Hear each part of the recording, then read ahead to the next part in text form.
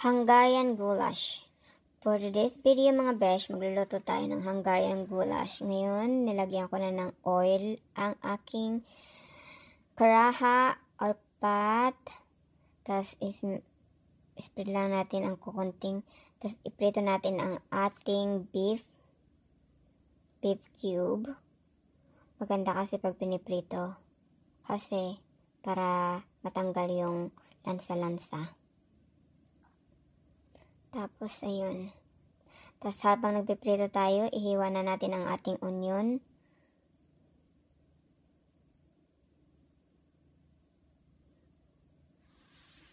Hiwa-hiwa mga besh. Hiwa natin ang ating onion na pa-cube din kasi pa-cube ang ating karne. So, pa-cube ang ating onion. Ating sibuyas. Tapos, hanguin natin. Hindi natin siya lulutuin masyado kasi ibabalik din naman natin siya. Ipa-brown lang natin. Tapos, lagyan natin ulit ng oil. Ng olive oil. Kukunti lang. Tapos, mikos-mikos mga besh. Lagay na natin ang ating onion. Tsaka, ilagay natin ulit ang ating karne. Ang ating beef meat. Tsaka lagyan natin ng paprika. Maraming paprika. Para masaya. Ganon. Tapos lagay natin ulit ang ating karne. Mekos-mekos lang natin yan. Hanggang sa maghalo ang mga sangkap. Tapos lagyan natin ng salt.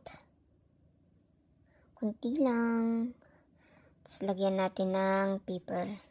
Pamintang durog. And garlic powder. Put garlic powders. And mikos-mikos mga besh. And put some water. And simmer it into 1 hour until the water. Ay, lagay pala natin ang ating tomato. Hindi ko na din nakalimutan dyan ang ating tomato. 2 malalaking tomato ang nilagay ko dyan. Tapos, mikos-mikos. Tapos, takpan natin ng 1 oras. Isimmer natin ng 1 oras. Of course, tingnan nyo baka masunog din. Yun na. Ito na ang ating Hungarian goulash. Thank you mga best. Salamat sa panonood. Kain tayo.